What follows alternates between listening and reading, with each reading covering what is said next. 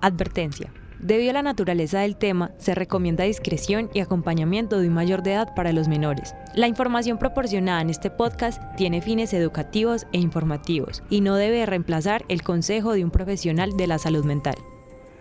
Voces en tu cabeza, voces de la insania. Probablemente has escuchado alguna vez el término histeria, utilizado muchas veces a lo largo de la historia. ¿Existe realmente o es solo una invención para el control social? Hola, bienvenidos y bienvenidas a Voces de la Insania, un podcast en el que exploraremos la pregunta por la insanidad y la cordura en compañía de algunos invitados especiales. Nosotros somos Sara Cano, Valentina Bustamante y quien les habla, Juan Miguel Cárdenas. En este capítulo hablaremos sobre el género en la locura. ¿Existe realmente una diferencia o es solo una construcción social para mantener el status quo? Para explorarlo, contaremos con la compañía de Rubén Darío Cano, psicólogo con enfoque en mujer y género, y Valeria Duarte, psicóloga, quien nos hablará desde su perspectiva como mujer y con mirada feminista al respecto. Aclaramos que los términos loco e histeria serán utilizados en relación con el contexto histórico. Además, trataremos los géneros masculino y femenino, hombre y mujer, desde una perspectiva histórico-social. Somos conscientes de la diversidad de género y las diferencias que hay en cada uno de ellos. Voces en tu cabeza, voces de la insania. ¿Es o no necesario separar la locura por géneros? Durante mucho tiempo se pensó que la forma de experimentar locura en los hombres era completamente diferente a la de las mujeres. Como vimos en nuestro episodio anterior, en la antigua Grecia la locura era considerada como una iluminación o castigo divino, pero esto solo aplicaba para los hombres. La locura en las mujeres tenía su propia connotación. Los griegos afirmaban que los estados alterados de las emociones en las mujeres se debían al desprendimiento del útero, el cual al empezar a vagar por su cuerpo provocaba una descompensación en los humores y provocaba dicha locura, o como ellos lo llamaron, histeria. En el medioevo surgió además el concepto de bacantes, mujeres que buscaban alcanzar estados alterados por medio del alcohol y plantas, para así desprenderse de los estándares que la sociedad les había asignado y atreverse a romper estereotipos que dentro de sus cábales no podrían. Es más adelante, a inicios del siglo XIX, cuando la medicina retoma el término de histeria. Los planteamientos de algunas corrientes de la antropología y la sociología defendían la idea de que cada género debía cumplir un rol en la sociedad. Las mujeres tenían la responsabilidad de engendrar hijos fuertes. La desatención de esta tarea con una libertad intelectual extraña para la época era una señal de locura. Además, señalaban que la naturaleza del cuidado y la sensibilidad propia del género les hacía más propensas a la alteración de los nervios. A este conjunto de comportamientos lo llamaron histeria. Voces en tu cabeza, voces de la insania. Para profundizar sobre lo masculino, lo femenino y la locura, la histeria y cómo los roles de género ayudaron a la construcción del concepto, tenemos a nuestro primer invitado, Rubén Cano, psicólogo clínico, especialista en familia con diplomado en estudio de mujer y género. Hola Rubén, ¿cómo estás? Hola Valentina, muy bien, ¿y ustedes qué tal? Un saludo muy especial para ti, para los compañeros de SED y por supuesto para tu querida audiencia. Muchísimas gracias por aceptar la invitación. El día de hoy tenemos unas pequeñas preguntas sobre este tema que nos reúne a todos, que es sobre la locura y el género. Estoy atento para lo que te pueda servir. Perfecto, entonces vamos a empezar con la primera cuestión. ¿Por qué histórica y socialmente se han catalogado a las mujeres de una forma diferente a la de los hombres al momento de tratar y estudiar su psique?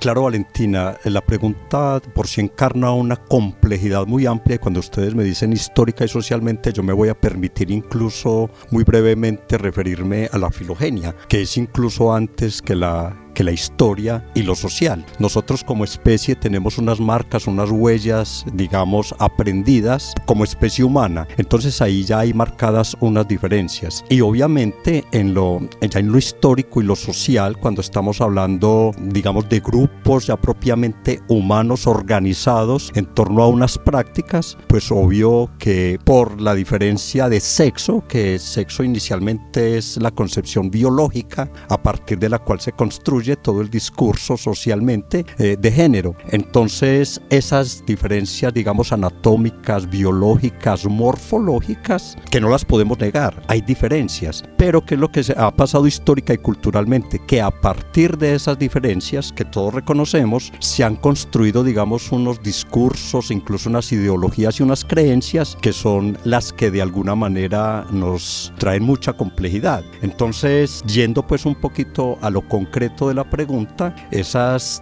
prácticas socioculturales son las que han venido a instalar unos modos, unos comportamientos que han generado esas diferencias que tú estás marcando. Entonces ya, por ejemplo, en las sociedades actuales, incluso creo yo, desde la perspectiva mía, que ignoramos un poco el sustrato biológico, aunque algunas corrientes feministas dicen que todo es construcción social, pero yo creo que desde mi perspectiva monista, digamos evolutiva, no podemos saltarnos el sustrato biológico, y obviamente que hay unas diferencias a partir de esos comportamientos sociales, políticos, ideológicos que se marcan y tienen una incidencia muy grande en la salud mental de todos y todas. Sí, es muy importante ver cómo todo afecta. Ajá. Ya por esa misma parte queremos ver si es por esa afectación se ve la misoginia, o sea, en qué forma afecta la misoginia en el estudio psicológico respecto a lo de las mujeres. Bueno, la misoginia es innegable,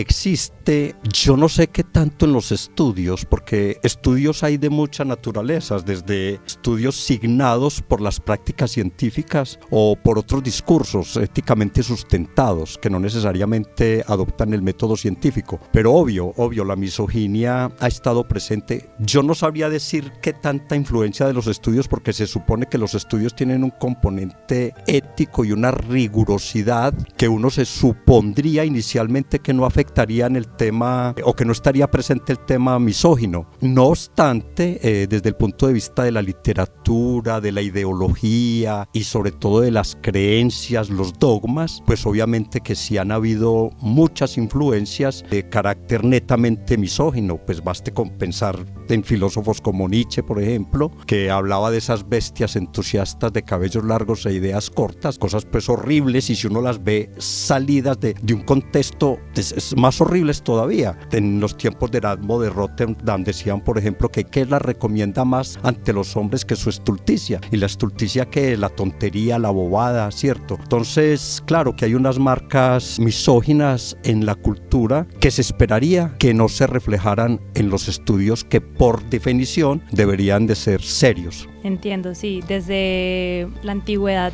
se ha tratado como que el estudio de la mujer desde una perspectiva del hombre. Claro, es que muy claramente la antigüedad, y sobre todo la griega, que fue la que más influyó en nosotros, se ha visto como, digamos, la hegemonía del género masculino, o del hombre más bien, antes que género, que es una construcción mucho más actual, la hegemonía sobre ciertas prácticas en lo social, en lo político, en lo económico, en la plaza pública, ¿cierto? Se visibilizaban todos los pensamientos y sentimientos masculinos, y alrededor de eso se organizaban, digamos, las prácticas sociales, y la mujer era de alguna manera casi que ignorada, o sea, no era considerada incluso como ciudadana. Increíble. ¿Cómo le parece? Luego de saber todo este contexto histórico y social, es necesario hacer una separación entre los hombres y la mujer a la hora de hacer un estudio psicológico. Como lo hemos venido expresando, hay unas prácticas sociales, unos comportamientos, unas normas, digamos, de la cultura, que hace que haya un tratamiento diferencial a hombres y mujeres. A partir de eso se pueden generar, digamos, algún tipo de patologías diferenciales, ¿cierto? Pero en esencia hay unas, digamos, patologías, trastornos o disfunciones, que son cosas diferentes, que necesariamente tendrían un carácter diferencial por ese comportamiento propiamente diferencial que desde las mismas familias le han dado a hombres y mujeres. Uno ve los estudios hoy en día, por ejemplo, digamos, la esquizofrenia, digamos, el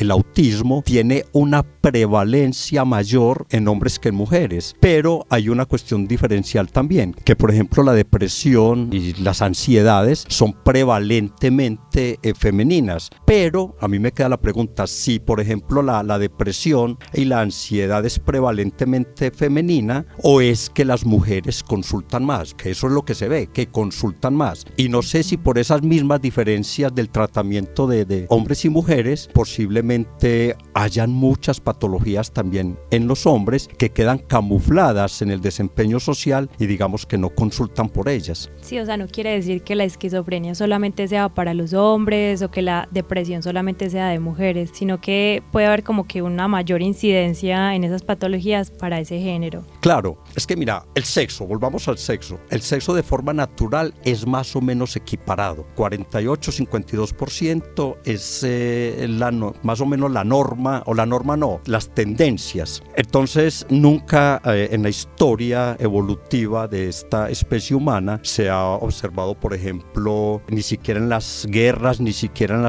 en las epidemias, que por ejemplo haya un número de nacimientos del 80% de hombres y el 20% de las mujeres. Eso no se ha visto nunca, o sea que eso más o menos está equilibrado. Fíjate, elementos como la estatura, también ahí se tiende a una regulación. Entonces, en el tema de los trastornos o las disfunciones, digamos que hay unas prevalencias. Nosotros hablamos de prevalencia, son aquellos números más altos de acuerdo a una variable. En este caso la variable sería género. Entonces, obvio, hay unas prevalencias más altas, pero que en la construcción social, esa es la pregunta que nosotros hacemos, si esas prevalencias se pueden atribuir única y exclusivamente a la condición de género. De verdad que muchas gracias por esta respuesta, Rubén. Agradecemos mi equipo y yo y toda la audiencia porque nos hayas acompañado y tener esta sustentación psicológica. Muchas gracias. A usted, Valentina, muchas gracias por la invitación y hasta una próxima oportunidad. Claro que sí. Voces en tu cabeza, voces de la insania.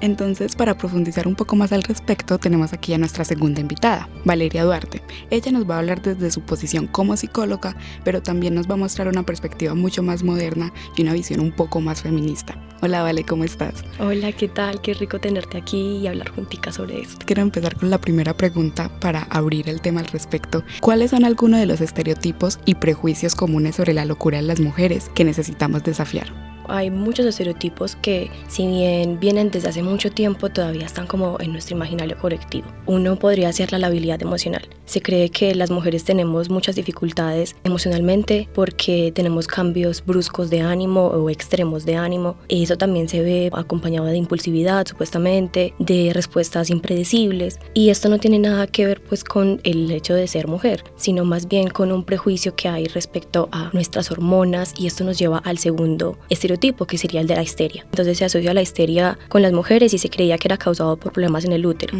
y se le atribuyó como causas tener represiones emocionales, incluso recuerdos reprimidos sobre abusos sexuales infantiles, cosa que no se probó científicamente, pero se decía que junto con la labilidad emocional, este era uno de los síntomas que acompañaba a la histeria, junto con convulsiones, junto con parálisis. También hay otro estereotipo muy marcado que se sigue escuchando en los puestos de trabajo, en aulas de clase, sobre la irracionalidad y la inestabilidad. Entonces se asume que las mujeres somos menos capaces de tomar decisiones lógicas basadas en fluctuaciones hormonales. Si bien las fluctuaciones hormonales son algo que nos pueden afectar en el ciclo menstrual, esto no es una manera válida de determinar nuestra estabilidad emocional. La estabilidad emocional tiene mucho que ver con muchos aspectos, es algo muy contextual, muy del aprendizaje de cada persona, de las herramientas con las que cuenta. También está el estigma sobre los trastornos alimenticios. Se asume que las mujeres nos preocupamos excesivamente por nuestra apariencia física, y no todas obviamente estamos interesadas en los mismos cánones de belleza. Si bien sí hay una presión social respecto a eso, es supremamente válido preocuparse más o menos por cuestiones estéticas.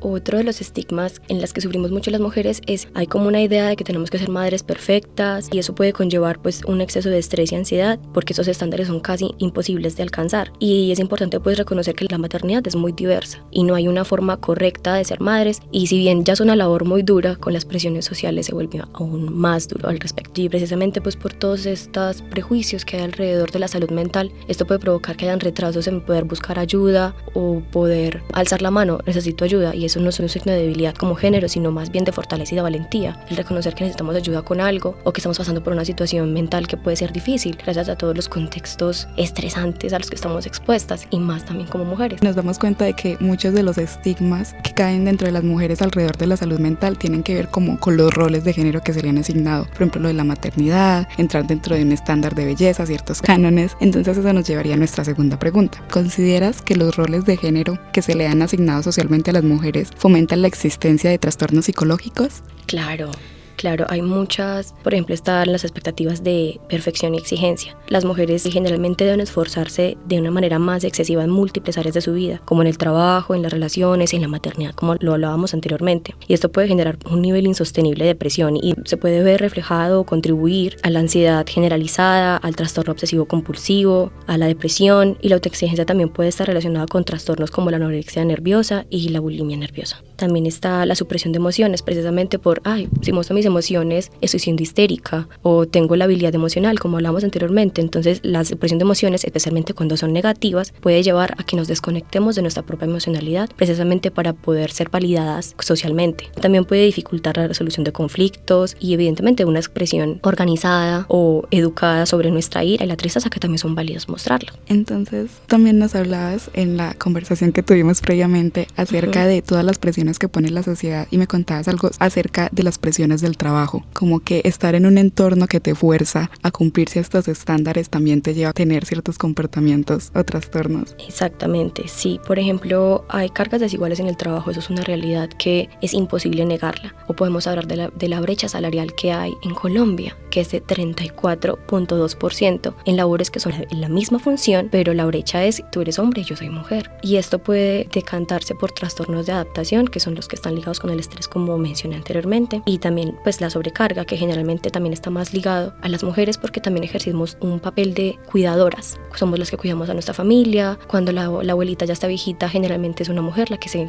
encarga de cuidar a esa persona, y eso también es una sobrecarga de estrés. Nadie está ayudando a quien está ayudando, nadie está cuidando a quien está cuidando. También es importante tener como la mira sobre eso y mirar cómo podemos ayudar a estas personas, a estas mujeres sobre todo, que están poniendo su tiempo de vida en cuidar a otra persona, y eso se ve muy asociado con, no es que este es tu destino porque eres mujer, o haces aseo porque es tu destino, como hablábamos en una conversación por fuera de este espacio, que la palabra destino y el lenguaje es súper importante, porque ¿cómo así que destino es hacer aseo? Tú naciste para hacer eso, claro, pero con un hombre no se utiliza ese término, es súper fascinante. Inconscientemente vamos incluyendo como palabras que nos dan como una labor que no tendría por qué ser así. Exacto, que no está relacionado con nuestra biología, por ejemplo. Entonces es importante abordar todas estas problemáticas de género y poder construir poco a poco una sociedad en la que esas disparidades de género no sean algo en lo que tengamos que volver a hablar, sino que ya pues se llegue a un punto en la sociedad en el que se nos reconozca como sujetos de derecho con la mínima esencia humana. Aquí en nuestro tercer punto, que es cómo podemos fomentar una conversación más abierta y comprensiva sobre la salud de las mujeres en la sociedad, y qué consejos o sugerencias para aquellas que quieran buscar ayuda. Claro, hay muchas estrategias de las que podemos agarrarnos para construir una sociedad en la que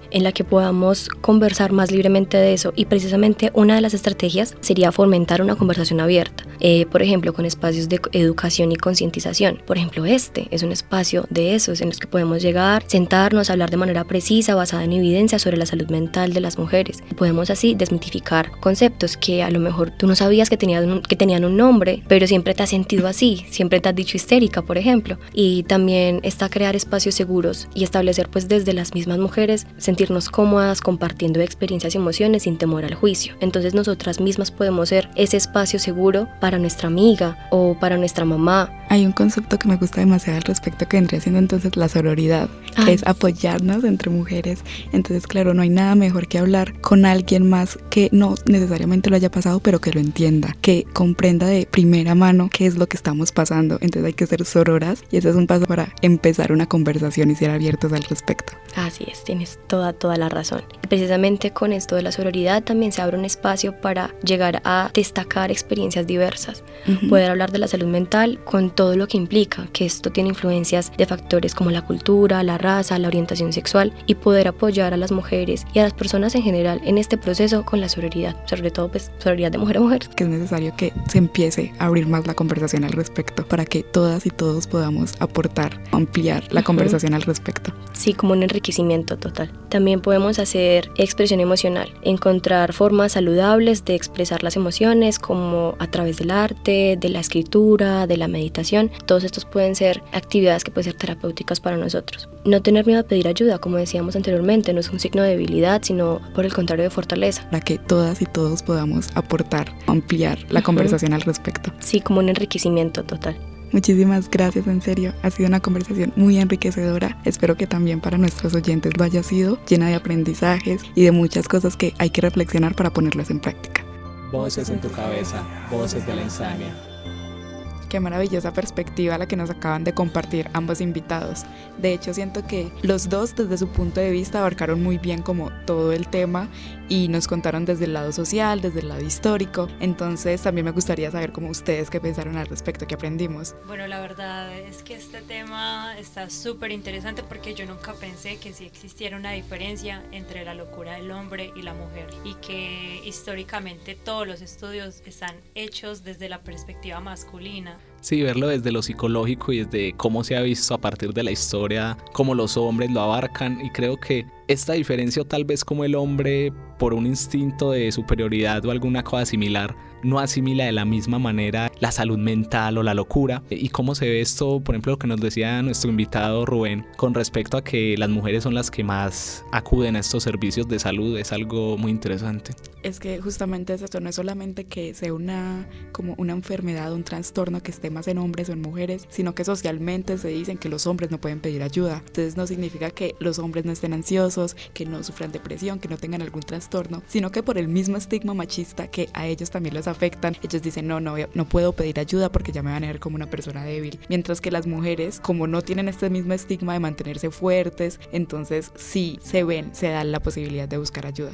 Sí, en la actualidad se ha visto un cambio más a que las personas en general, los hombres, las mujeres, acudan a servicios de salud mental, psicólogos, porque antes era un estigma de no, si no soy loco, estoy loco y voy a un psicólogo, pues actualmente se ha abierto más la puerta a que la gente acuda sin ningún miedo a estos servicios que nos brinda la sociedad. Si ustedes ven, la mayoría de psicólogos son mujeres, entonces qué interesante que hoy en día las mujeres son quienes queremos ver qué es lo que está pasando realmente en nuestras cabezas. Claro, porque se supone que la ciencia debería estudiarlo desde una mirada poco subjetiva, o sea, debe ser 100% no subjetivo. Entonces, justamente como nos contaba Rubén, él nos decía que la ciencia y la investigación debía ser algo apartado de la subjetividad. Debería ser diferente lo que se cree del género a lo que es el género, pero de igual manera las creencias, el constructo social ha aportado demasiado a las investigaciones. Voces en tu cabeza, voces de la insania. Entonces vamos a ver cómo seguimos abarcando todo este tema de la locura en un siguiente capítulo. Invitamos a todos nuestros oyentes a que estén pendientes para nuestro siguiente capítulo, donde abarcaremos con nuevos invitados y nuevas perspectivas todo este tema de la locura.